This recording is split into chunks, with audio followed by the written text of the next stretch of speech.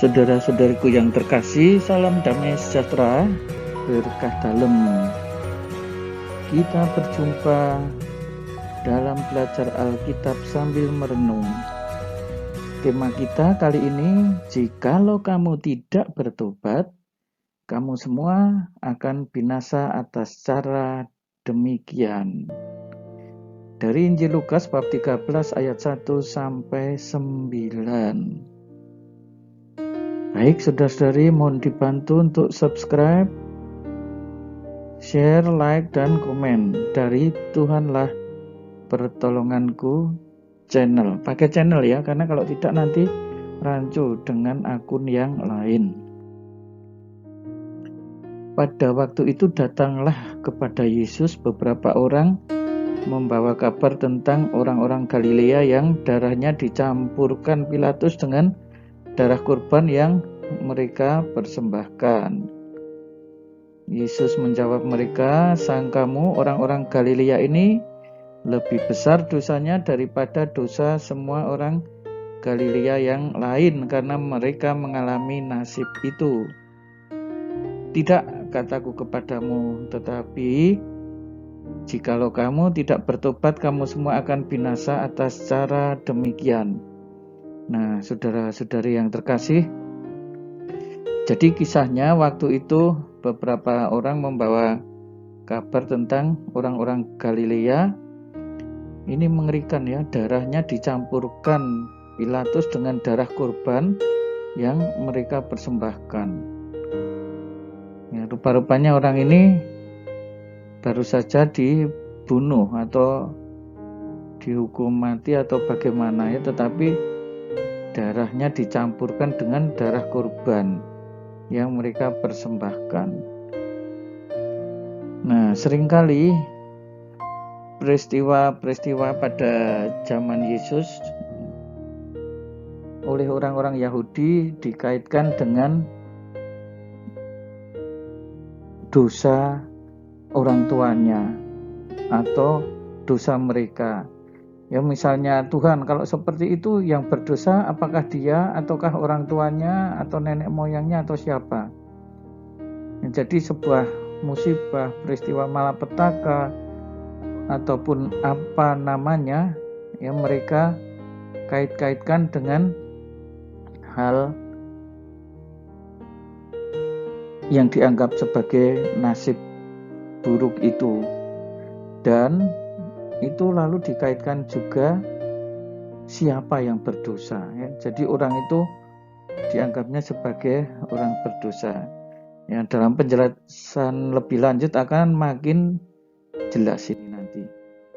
Atau sangkamu 18 orang yang mati ditimpa menara dekat Siloam lebih besar dosanya daripada kesalahan semua orang lain yang diam di Yerusalem. Tidak, kataku kepadamu, tetapi jikalau kamu tidak bertobat, kamu semua akan binasa atas cara demikian.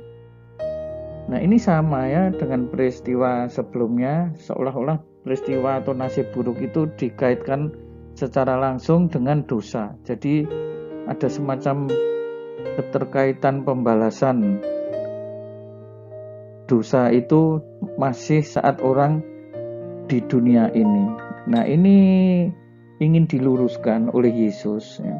Karena orang hidup di dunia kalaupun dia berdosa sebenarnya masih ada kesempatan bertobat. Tetapi kalau sampai saatnya sudah mati belum bertobat, ya itu urusan atau hal yang lain. Nah, saudara-saudariku yang terkasih, kita dalam kehidupan sehari-hari ternyata seperti ini masih terjadi juga di zaman ini, dari zaman Yesus sampai zaman ini. Misalnya seperti apa? Misalnya ya, ada seorang romo yang keluar meninggalkan imamatnya. Lalu banyak orang mengkait-kaitkan, oh setelah itu orang tuanya menjadi sakit dan kemudian meninggal. Ya, padahal orang tuanya itu memang usianya pun sudah tua, sudah 70-80. Atau ada orang yang dikatakan, wah, dia meninggalkan gereja lalu kecelakaan. Nah, kecelakaan ini dianggap ada kaitan langsung antara meninggalkan gereja. Ya, kita tidak tahu ya seperti itu, tetapi yang jelas di sini Yesus menentang cara penilaian atau cara pandang yang seperti itu. Ya, orang yang mati ketimpa menara Siloam oleh orang-orang Yahudi waktu itu dianggap sebagai orang bersalah, sebagai orang berdosa. Nah, kita bisa merefleksikan peristiwa lain ya di dalam kehidupan ini. Seorang yang menghina gereja lalu stroke. Oh, itu stroke karena menghina gereja. Ya, kita tidak tahu, bisa jadi demikian, bisa jadi tidak. Tetapi kalau orang lalu memastikan karena hal-hal seperti itu, ini yang ditentang oleh Yesus. Lalu Yesus mengatakan perumpamaan ini, seorang mempunyai pohon ara yang tumbuh di kebun anggurnya, dan ia datang untuk mencari buah pada pohon itu, tetapi ia tidak menemukannya. Lalu dikaitkan dengan perumpamaan pohon ara oleh Yesus. Sampai di sini masih belum jelas ya.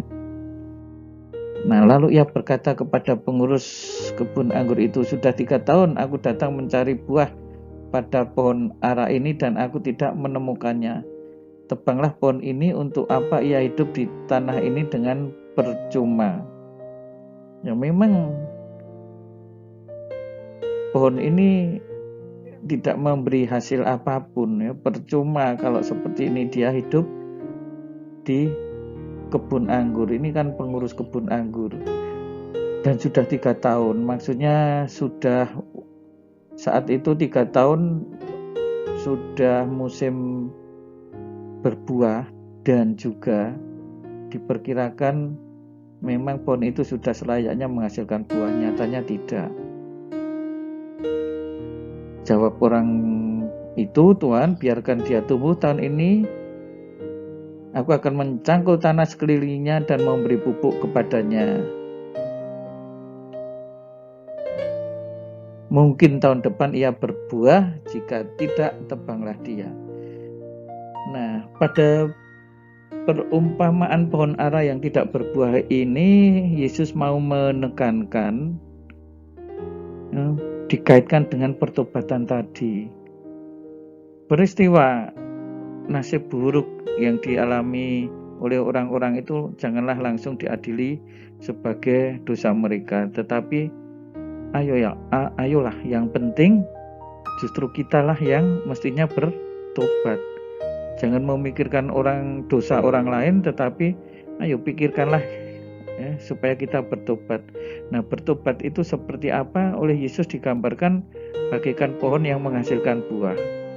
Ya, kita orang-orang yang percaya kepada Kristus, mestinya kalau kita sudah bertobat menghasilkan buah-buah keutamaan, buah kasih yang sesuai dengan kehendaknya. Nah, demikian saudara-saudariku, salam damai sejahtera, berkah dalam. Tuhan Yesus memberkati. Saudara-saudari sekalian, pekerjaan saudara, aktivitas saudara, keluarga saudara dilindungi dan diberkati oleh Allah yang Maha Kuasa, Bapa dan Putera dan Roh Kudus. Amin.